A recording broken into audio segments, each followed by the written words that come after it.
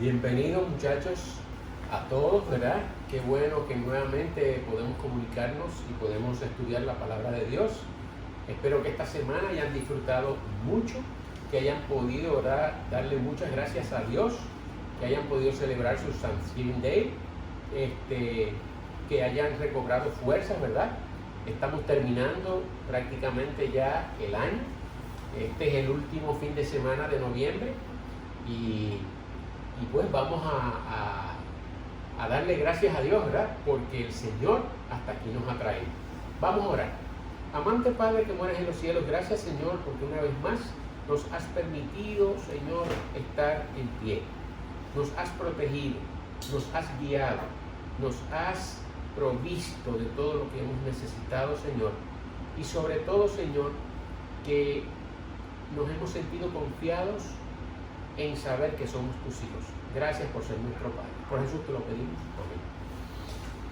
Esta semana vamos a tener una lección corta, pero es una lección que tiene una enseñanza bien poderosa, bien fuerte. Así que esta semana, ¿verdad?, vamos a tratar un tema que se titula Corrigiendo errores, pero en inglés se traduce haciendo lo correcto. Y me gusta más esa parte, haciendo lo correcto. ¿Saben por qué me gusta más esa parte, muchachos? Porque hoy en día debemos hacer lo correcto. Y en el futuro también debemos hacer lo correcto. Es lo que Dios nos manda a hacer. Que obedezcamos. Y obedecer es hacer lo correcto de acuerdo a la voluntad de la palabra del Señor. Así que vamos a comenzar.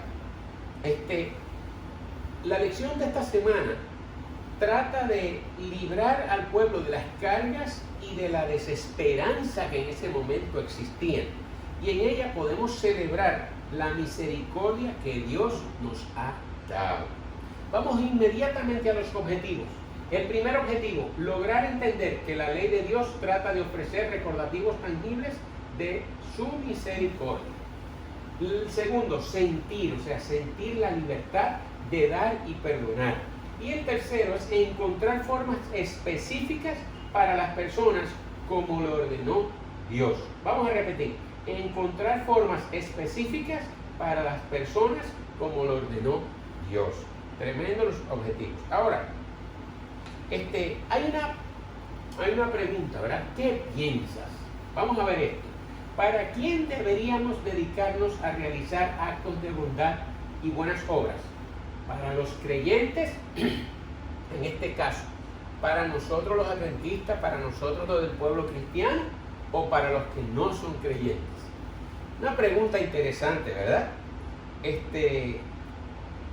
Miren muchachos, el Señor, y lo vamos a ver en este versículo, en el versículo de Gálatas 6:10, nos dice así: así que según tengamos oportunidad, hagamos bien a todos y mayormente a los de la familia de la fe. Voy a repetir eso otra vez.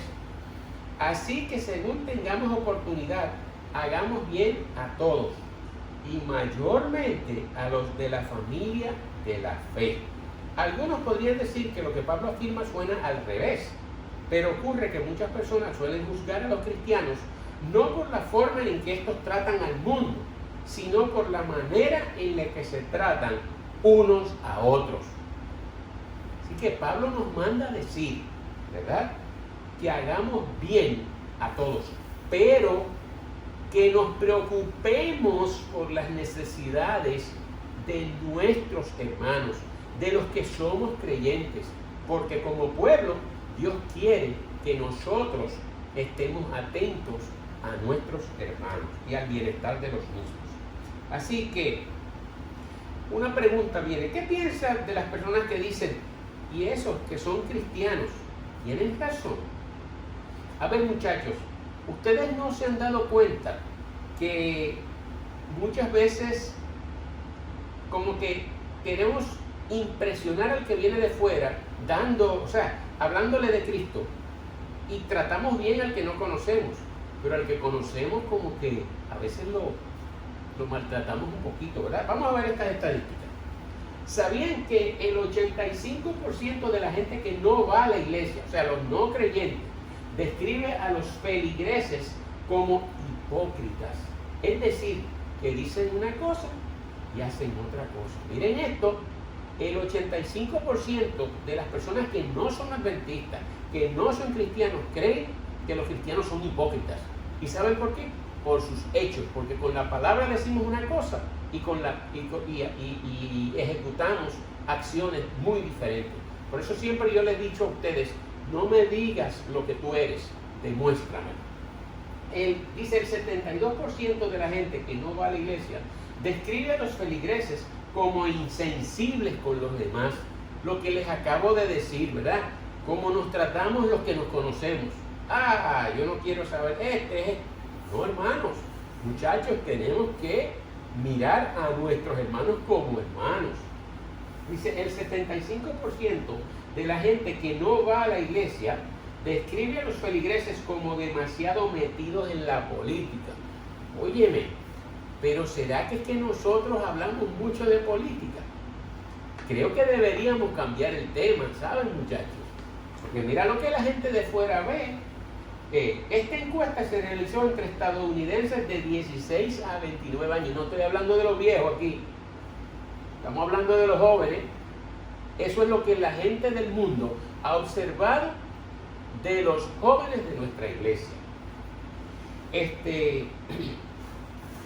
Dice que hay personas que no son cristianos o se han alejado de la iglesia, ¿verdad? Y llegan un día a la iglesia y dan un testimonio tremendo de restauración, de cómo ellos vencieron un vicio, de cómo ellos, ¿verdad?, superaron una conducta impropia, por ejemplo, que usaban drogas y pudieron dejarlo, gracias a Dios, que eran violentos, ¿verdad?, y eran abusadores y pudieron pues superar esa conducta y volverse a Dios. Y vemos estos testimonios y nos emocionamos y decimos alabado sea el Señor, ¿verdad? Y los recibimos a ellos con los brazos abiertos. Ay, pero ¿qué sucede, muchachos, cuando uno de nosotros cercanos cae? Cuando uno de nosotros peca por alguna razón, ¿qué hacemos nosotros? ¿Lo abrazamos con los brazos abiertos o lo empujamos para que se vaya? Tenemos que tener mucho cuidado, muchachos, mucho cuidado. Muchos no lo ayudamos a restaurarse, más bien a sacarlo del grupo, cuando el deber de nosotros debería ser que restaurarlos, ayudarlos a regresar. Miren, hay una ilustración bien interesante, una ilustración que me enseña muchísimo de lo que estamos hablando. Peter, ¿verdad?, estaba en la escuela. Dice que esta pareja de esposos, la señora era maestra y él ayudaba en la escuela, pues fueron un día a la escuela y estuvieron el día entero, y a la hora del almuerzo, cuando el señor fue a almorzar, notó que un chico no tenía almuerzo, y era Peter. Peter no tenía almuerzo. Y él dijo, wow, qué pena que Peter no tiene almuerzo. Y él se iba a dirigir donde Peter, pero en eso vino un compañerito de Peter y dijo, Peter no tiene almuerzo, se le quedó. Y él se quedó como, wow, esto se puede prestar a bullying. Esto, wow, Peter puede haberse ofendido. Pero notó algo en el salón que lo pasmó más todavía. Y fue que los compañeros empezaron a dar un poquito de cada uno de lo que había traído. Y le trajeron un tremendo plato a Peter. ¡Wow! Yo que pensaba que lo que había hecho el compañerito era malo. Y mira, se convirtió en un gesto de bondad y de misericordia de todos los demás. Y yo me quedé con esa, o sea, él dice que él se quedó con esa preocupación y fue donde la maestra de Peter y de los niños dijo, óyeme, ¿dónde estos niños, dónde estos muchachos han aprendido tan buenas costumbres? Mira, eso es una bondad, eso es algo bien bonito desarrollado. Y ella le explicó que había un muchacho llamado Daniel, que Daniel empezó a compartir su almuerzo con quien no traía almuerzo o se le había quedado el almuerzo. Y todos aprendieron de eso. Por tanto, ya no importaba a quién se le quedara el almuerzo, todos cooperaban y habían desarrollado esa capacidad, esa facultad, esa virtud, ¿verdad? Bonita, ese fruto del Espíritu de compartir lo que tenían. ¡Wow! ¡Qué lección, eh! Con ellos mismos, entre ellos, se ayudaban. Qué bonito sería ver que la iglesia adventista se comportara de la misma manera con todos nuestros hermanos, ¿verdad? Entre nosotros. Miren, así como la clase tenía reglas, tenía esas reglas, ¿verdad? De ayudar a los demás, a quien se le olvidara el almuerzo. Dios tenía reglas dentro del pueblo de Israel para asegurarse que los desposeídos o los que estaban pasando necesidades fueran rescatados por los que tenían más recursos. Y vamos a explicarlo de esta manera. Si vamos a Deuteronomio, al capítulo 15, ahí el Señor le manda a hacer algo al pueblo bien fuerte. Por ejemplo, miren, habla de préstamos a los pobres. Cuando haya en medio de ti menesteroso de alguno de tus hermanos en alguna de tus ciudades, en la tierra que Jehová tu Dios te da, o endurecerás tu corazón, ni cerrarás tu mano contra tu hermano pobre, sino abrirás a él tu mano liberalmente y en efecto le prestarás lo que necesite. O sea, el Señor nos manda a proveerle a nuestros hermanos lo que necesiten. Sin falta le darás. Oigan esto, sin falta le darás. O sea, no es que te doy esto, pero para la próxima, tú sabes lo que... No, Señor, tú le das, mira, para que puedas, aquí te estoy ayudando, toma, para que puedas resolver, vamos a resolver. Así como hacían los niños del salón. ¿Verdad? Y no serás de mezquino corazón cuando le des, miren, mezquino, que no seas tacaño, es que le proveas el corazón. O sea, porque no faltarán menesterosos en medio de la tierra. Por eso yo te mando, diciendo, abrirás tu mano a tu hermano, al pobre y al menesteroso en tu tierra. Dice menesteroso, eso es pobre. No va a dejar de existir la gente pobre. Y está en nosotros el proveerle al necesitado. Ese es un mandato divino. Dice, las leyes sobre los esclavos. Si se vendiere a ti tu hermano hebreo o hebrea y te hubiere servido 6 años, el séptimo le despedirás libre. ¿A qué se refiere esto, muchachos?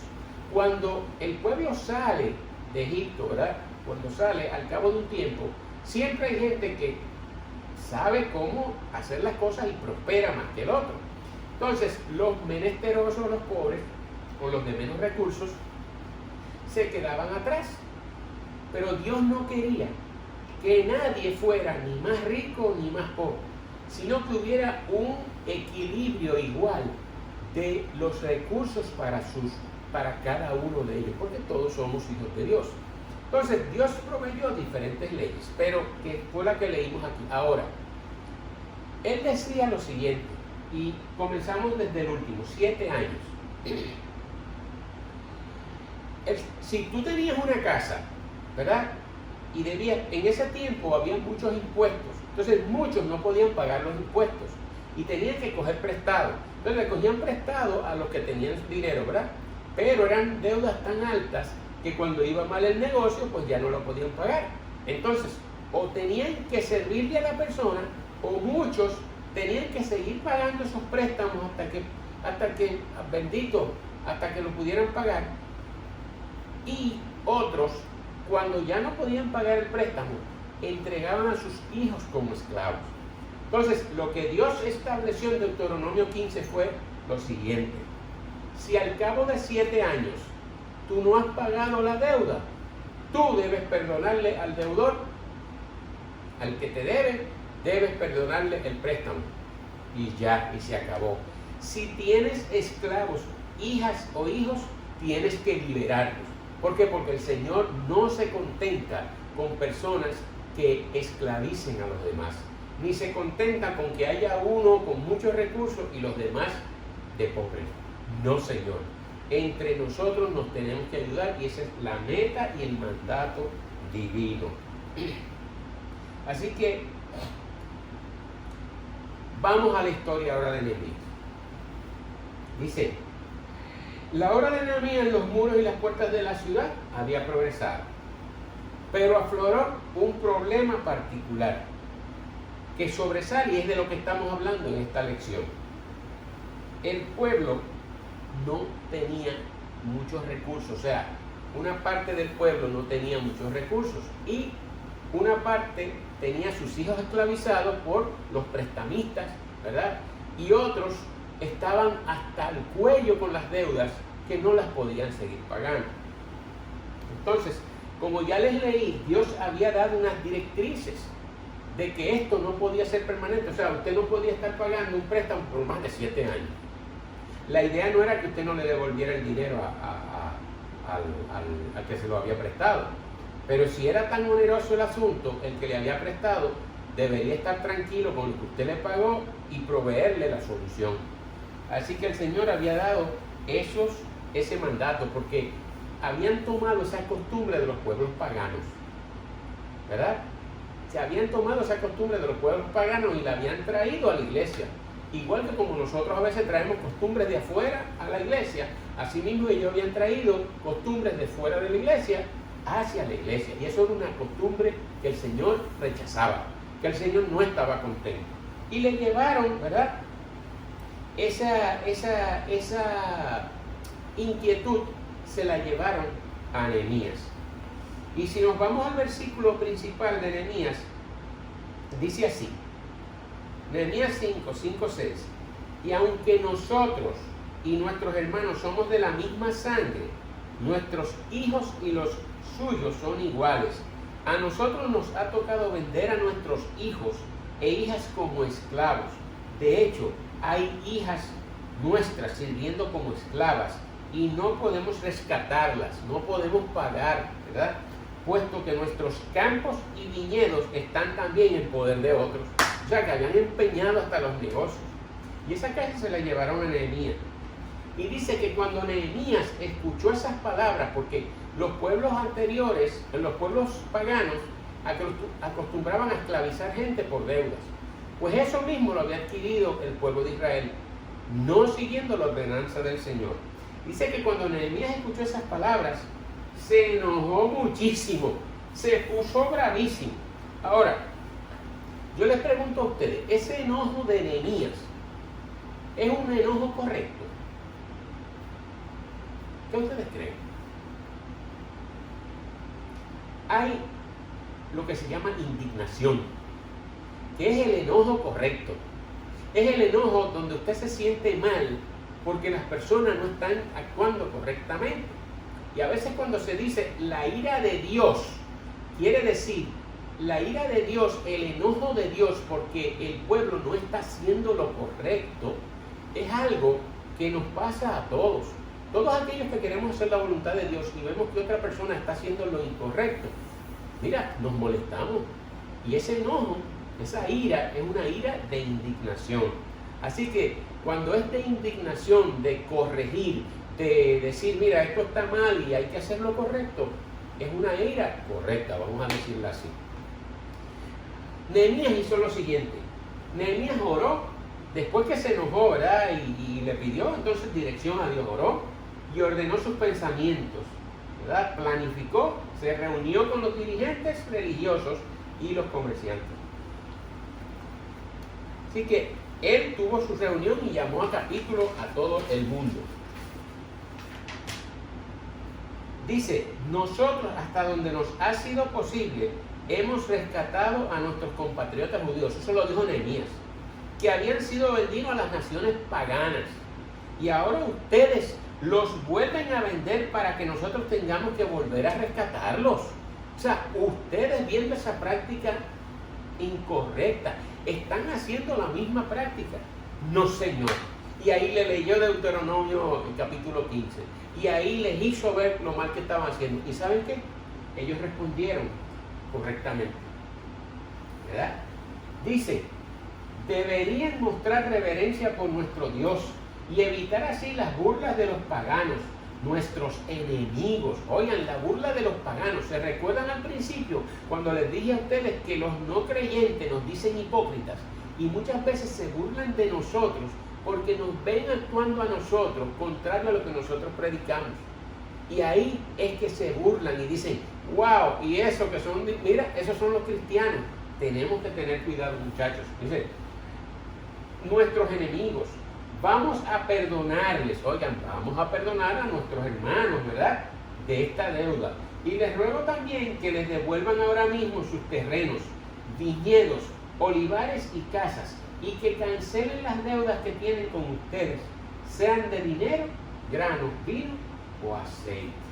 En otras palabras, tenemos que resolver esto ahora mismo. Y la reacción de ellos fue positiva. Ellos se quedaron callados y no sabían qué responder. Miren, por ejemplo, ¿cómo actuamos en la normalidad? Por ejemplo, mi hija salió embarazada. Pues entonces la boto de la casa porque hizo lo correcto y no hizo el caso a Dios, ¿verdad? Yo no estoy de acuerdo con eso. Esa es la actitud que tenemos que tener con mi hija. Si cometió un error, miren, porque fulanito está tomando clases en sábado, yo lo voy a sacar de ser mi amigo. No, tú tienes que irle a hablar con él y hacerle ver que el Señor quiere que él haga las cosas correctas. O sea, muchachos, tenemos que cuidarnos unos a otros, ¿verdad? Los de afuera, oigan, los de afuera ven las acciones de los de adentro y dicen, ¿dónde está el amor cristiano que profesan estos los cristianos? No hay amor ni misericordia. Y nosotros no nos fijamos que nos están mirando los de afuera, ¿verdad? Pero ellos respondieron, devolveremos todo eso y no les reclamaremos nada. Haremos tal como lo has dicho. Dice que reunió a todos los recursos para comprar de la esclavitud a tantos hijos de los terratenientes como le fue posible. Este ejemplo caló profundamente en el corazón de todo el pueblo, de todos los judíos, ¿verdad? Y se movieron a ese sentimiento. Toda la multitud respondió y dijo amén y alabaron al Señor. Ahora, la pregunta que yo te tengo es la siguiente. ¿Qué te sorprende más? ¿Que los ricos se involucraran en la esclavitud o que obedecieran el mandato de Dios corrigiendo inmediatamente su error? ¿Qué te sorprendió más? ¿Que se arrepintieran y regresaran al Señor? Yo digo que de verdad me sorprendió, porque no es normal que todas las personas que tienen recursos digan, está bien, voy a liberar de deudas a los demás y no hay ningún problema. Esto lo conmovió el Señor, ¿saben? El Señor trabajó en los corazones de ellos, pero gracias al instrumento de su hijo Nehemías, ¿verdad? Todos éramos deudores a la justicia divina, y aquí viene algo importante. Tenemos a Cristo. Cristo murió por nosotros, ¿verdad que sí? Todos éramos deudores de la justicia divina, pero no teníamos con qué pagar la deuda. Todos somos pecadores y la deuda del pecado hay que pagarla. ¿Y cuál es la paga del pecado? La muerte. Pero, ¿qué pasa? El Hijo de Dios, quien se compadeció de nosotros, pagó el precio de nuestra redención, que le decimos salvación. Ya no tenemos que morir, porque Él murió por nosotros. Se hizo pobre para que por su pobreza pudiéramos ser ricos. ¿Por qué ustedes creen que este pasaje está escrito en la Biblia? Miren, muchachos, los momentos más sublimes del cristianismo se manifiestan cuando un grupo de personas se junta para hacer el bien. No hay mayor regocijo en los cielos que cuando nosotros como hermanos, como pueblo, salimos a hacer obra misionera, a llevarle al necesitado lo que necesita, y no han necesitado a nuestros hermanos. Como dijo Pablo, resuelvan y ayuden a todos, pero esfuércense, ¿verdad?, primeramente con los de su pueblo. El Señor quiere hondamente que nosotros no nos olvidemos que Él nos salvó, que Él fue que murió por nosotros y pagó la deuda del pecado por nosotros. Asimismo, como Él nos perdonó, Él también quiere que tú perdones a los demás. Por tanto, aquel que no ayuda a su prójimo es porque tiene egoísmo en su corazón. Y el Señor no se alegra de eso, porque el egoísmo es un fruto que no es del Espíritu. El Señor quiere que seamos desprendidos, que aprendamos que nos desprendamos de nuestras cosas materiales, porque Él es el que las provee. Así que, muchachos, la enseñanza de hoy es la siguiente: ayudémonos unos a otros por dos razones. Primero, para cumplir el mandato de Dios. Y si nosotros cumplimos ese mandato, los de afuera van a ver que nuestras palabras van de acuerdo a nuestros hechos y por tanto van a querer pertenecer a la familia del Señor. Que Dios les bendiga, muchachos, y recuerden, tratémonos bien los unos con los otros. Vamos entonces a orar para terminar la lección.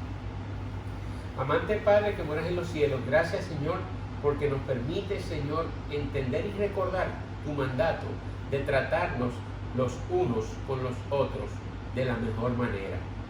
Como dice la regla de oro, haz bien, ¿verdad? Hazle bien si quieres que a ti te hagan bien. Y la regla de plata, no hagas mal para que no te hagan mal a ti.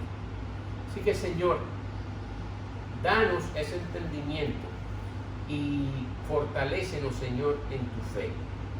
Y ayúdanos a entender que todos los recursos que nosotros tenemos, Señor, son recursos tuyos, que tú nos los provees para que nosotros los sepamos administrar, para que juntos podamos aliviar la carga de los necesitados y de nuestros hermanos, así como también cuando caigamos en crisis, los hermanos sean los que nos ayuden a nosotros. Ayúdanos a dar ese buen ejemplo, Señor, y gracias por permitirnos ser parte de tu pueblo. Por tu Hijo Jesús te lo pedimos. Amén. Bye.